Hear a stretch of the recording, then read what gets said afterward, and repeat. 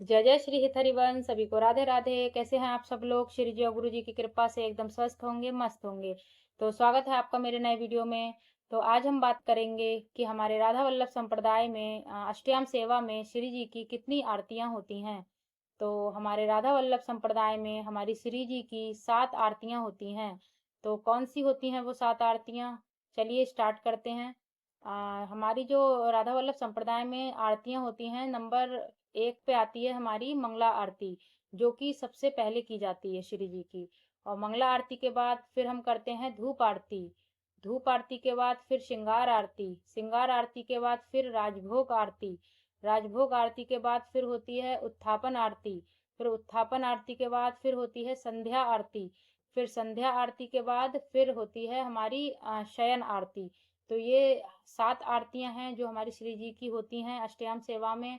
और हमें आरती करने के लिए हमें किन किन सामग्रियों की जरूरत पड़ती है? तो सबसे पहले आप एक सुंदर सी एक थाली ले लीजिए पूजा की। और उस थाली में आप थोड़े से मतलब फूल की पंखुड़ियाँ आप उसमें डाल दीजिए, थाली में, जिसमें आप आरती करें जिस थाली में। और पंखुड़ियाँ डालकर फूल की, उसके बाद फिर एक सुंदर सा आप दीपक उसमें प्रज्वलित कीजिए। श्री जी की आरती के लिए घी का दीपक या जैसी भी आपका सामर्थ हो, तेल का या घी का, वैसे तो घी का ही होता है। तो आप उसमें थाली में सुंदर सा आप दीपक प्रज्वलित कीजिए। और आपके पास एक सिंपल सी सादा घंटी होनी चाहिए, सिंपल घंटी। और एक चवर होना चाहिए श्री जी का। और आपका मोर छड़ी होनी चाहिए आपके पास। तो ये आपके 2-3 चीजें आपके पास होनी चाहिए हमारी श्री जी की आरती के लिए। चलिए अब जानते हैं कि हमें आरती किस तरीके से करनी चाहिए, कितने बार हमें किस अंग में हमें आरती कैसे करनी चाहिए।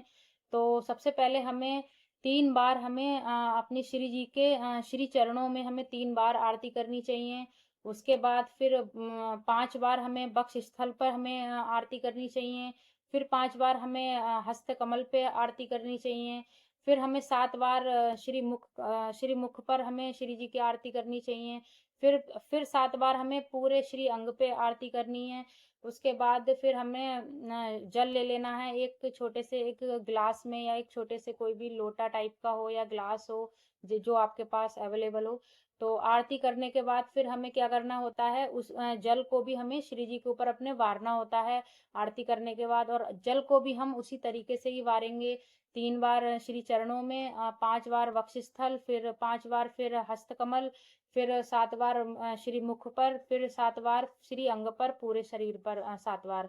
इसी तरीके से हमें जल को भी वारना है। फिर जल वारने के बाद फिर हमें चवर डुलाना है अपनी श्री जी के, उनको मतलब आनंद देने के लिए, उनको सुख प्रदान करने के लिए उनको चवर डुलाएं। और उनको मोर छड़ी से उनको मोर छड़ी करें उनके। तो इस तरीके से आप श्री जी की आरती और उनकी सेवा कर सकते हैं। तो ये पूरा मतलब प्रोसेस है आरती का कि हमें श्री जी की अष्टयाम सेवा में हमें आरती कैसे करनी चाहिए। और बाकी घंटी आपका सिंपल होनी चाहिए। और आरती करने के बाद उसके बाद फिर हमें राधा वल्लभ श्री हरिवंश का जयकारा लगाना चाहिए खूब, 4-5 बार जयकारा लगाना चाहिए राधा वल्लभ श्री हरिवंश। और सभी रसिक संतों की मतलब जयकारा लगाना चाहिए, जो जो हमें रसिक संत याद हों। मिनिमम हमें 5 रसिक संतों के अपने जयकारा लगाना चाहिए हमें, जितनी बार भी हम अपनी श्री जी की सेवा करें, पूजा आरती करें।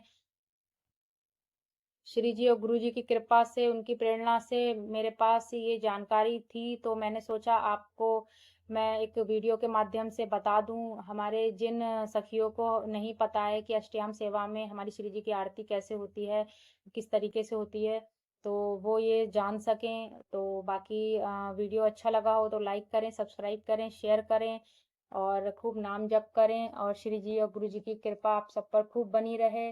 राधा वल्लभ श्री हरिवंश। राधे राधे।